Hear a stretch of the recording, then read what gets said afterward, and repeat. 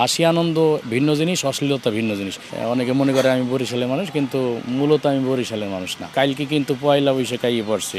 নববর্ষে যে শোভাযাত্রাটা হয় ওইটা আমরা আমাদের মতো করি, অর্থাৎ বাঙালি সংস্কৃতির নামে দেখা যায় অনেক সময় অপসংস্কৃতিও প্রচার করা হয়।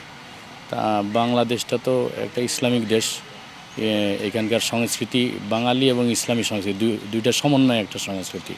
কিন্তু এখানে আমাদের জাতীয়ভাবে যেই সংস্কৃতিটা হাইলাইট করা হয়, সেখানে দেখা যায় বাঙালি সংস্কৃতির সাথে পশ্চিমা সংস্কৃতি যুক্ত করা হয়। তা আমাদের ওই আয়োজনটা বাঙালি এবং ইসলামী সংস্কৃতির সমন্বয়ে তুলে ধরা, যে আমাদের সভ্যতাটা মূলত এটা সুস্থ সংস্কৃতি এবং হাসি মজার মাধ্যমে ভালো কিছু মানুষকে উপস্থাপন করা। আমাদের দেশে দেখা যায় অনেক কমেডি শো হয়, কিন্তু কমেডি শোগুলোতে দেখা যায় তাদের অন্যতম একটা উদ্দেশ্য থাকে অশ্লীলতা প্রমোট করে। তারা মনে করে যে হাসি আনন্দ বোধহয় অশ্লীলতা ছাড়া সম্ভব না। কিন্তু আমরা চেষ্টা করি যে হাসি আনন্দ ভিন্ন জিনিস, অশ্লীলতা ভিন্ন জিনিস, দুইটা যে আলাদা এইটার একটা পার্থক্য বোঝানো, যে অশ্লীলতা ছাড়াও হাসি আনন্দ করা যায় এবং এই হাসি আনন্দটা ইসলামেও সমর্থন করে। এই মেসেজটা দেওয়ার জন্য আমার কাজটা। খান সাহেব মূলত আমার বংশ খান, আর দ্বিতীয়ত আমার মূল নামটা তো অনেক বড়, মহিউদ্দিন হাসান খান। সাধারণত চ্যানেলের জন্য সংক্ষিপ্ত নাম ব্যবহার করার নিয়ম, সেই কারণে আর কি আমি আমার বংশের লকবটা নিয়ে খান সাহেব নামটা রাখছি। ভাইরাল ডায়লগটাই তো মূল সমালোচিত হয়েছে, এই কারণে ওইটা সাধারণত আর মিডিয়ার সামনে দেওয়া হয় না। এই মুহূর্তে আমার বলতে গেলে আমার ওই বরিশালের ভাষার কন্টেন্টগুলো মানুষ পছন্দ করে। অনেকে মনে করে আমি বরিশালের মানুষ, কিন্তু মূলত আমি বরিশালের মানুষ না, আমি ফরিদপুরের মানুষ। বরিশালের ভাষাটা আমি সিলেক্ট করছি, এই ভাষাটা একে তো সহজ, সব জেলার মানুষ বোঝে, পাশাপাশি এটা একটা বিনোদনমূলক ভাষা, সবাই মজা পায়। আগে দুটা কালকে কিন্তু পয়লা বৈশাখ আইয়ে পড়ছে। পয়লা বৈশাখ খালি কিন্তু ইলিশ পান্তা খাওয়ার ভিতরে না, আমার বাঙালি সভ্যতা খালি কিন্তু ইলিশ মাছের ভিতর না, আমরা তেলাপিয়াও খাই, পাঙ্গাস মাছও খাই, সব কিছুর সমন্বয়ে বাঙালি সংস্কৃতি।